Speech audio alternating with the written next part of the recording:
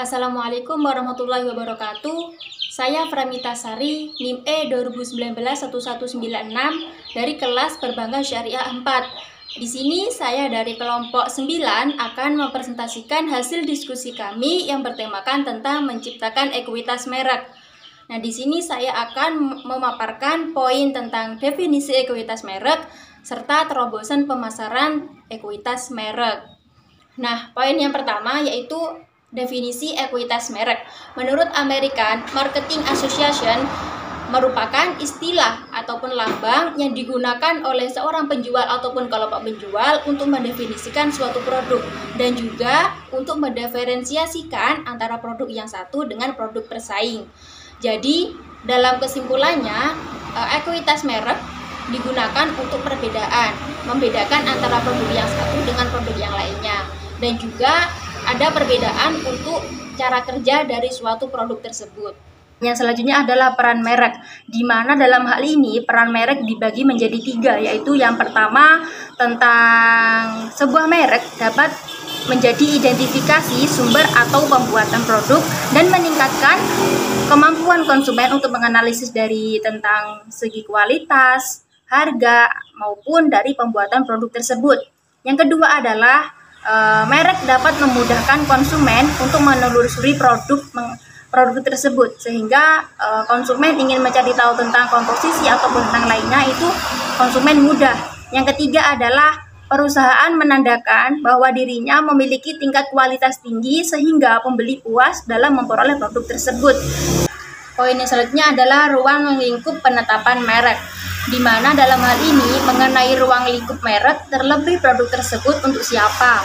Merek memiliki peran penting untuk pada konsumen dikarenakan proses identifikasi produk oleh konsumen dan mengapa konsumen memperhatikan merek tersebut. Maka dalam hal ini dikarenakan sebuah merek yang satu dengan merek yang lain itu memiliki kualitas dan kuantitas yang berbeda. Maka hal itu sebuah penetapan merek harus diimbangkan antara yang satu dengan yang lain, karena sebagai pembeda antara merek yang satu ataupun pembeda dari perusahaan pesaing. Nah, poin yang kedua yaitu tentang terobosan pemasaran ekuitas merek. Nah, menurut Procter & Gamble atau P&G adalah salah satu pemasar barang kemasan konsumen paling ahli.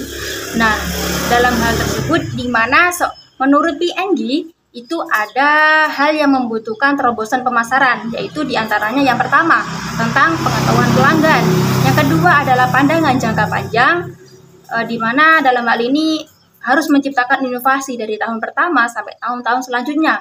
Yang ketiga yaitu strategi tentang perluasan merek, antara geografis, yaitu wilayah satu dengan wilayah lainnya itu harus menggunakan strategi perluasan merek.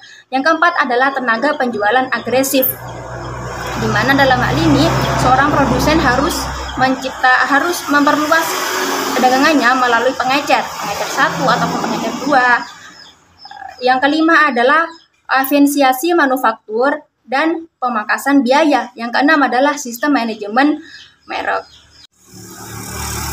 Poin selanjutnya adalah ekuitas merek sebagai jembatan. Nah, dari perspektif ekuitas merek, pemasar harus memperhatikan semua biaya pemasaran sebagai pengenalan produk dan jasa dan sebagai investasi dalam pengetahuan konsumen. Nah, dikarenakan kualitas merek tidak hanya dilihat dari segi kualitas saja, namun dari segi proses manufaktur dan pengenalan produk. Nah, pada saat yang sama, pengetahuan merek akan tercipta oleh investasi pemasaran arah masa depan yang tepat bagi merek.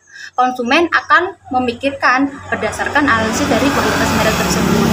Poin selanjutnya adalah model ekuitas merek. Di sini ada 4 model ekuitas merek, yaitu yang pertama tentang efek berkaitan dengan produk, yaitu efek berkaitan dengan produk merek berhubungan positif dengan evaluasi produk, di mana persepsi sebuah konsumen, kualitas, dan tingkat pembelian dari konsumen. Yang kedua adalah efek berkaitan dengan harga brand leader, yang mampu menetapkan harga lebih mahal, lebih kuat menghadapi situasi kenaikan harga, dan lebih tahan terhadap perang harga dari para pesaing. Yang ketiga adalah efek berkaitan dengan pemasaran konsumen, di mana dalam hal ini cenderung bereaksi positif terhadap pengulangan iklan merek yang terkenal. Yang keempat adalah efek berkaitan dengan distribusi produk yang memiliki merek kuat. Nah, positifnya lebih mudah diterima para distributor dan mendapatkan tempat tersendiri di pasar. Mungkin itu saja materi yang dapat saya sampaikan tentang poin yang pertama dan poin yang kedua. Kurang lebihnya saya mohon maaf. Saya akhiri. Wassalamualaikum warahmatullahi wabarakatuh.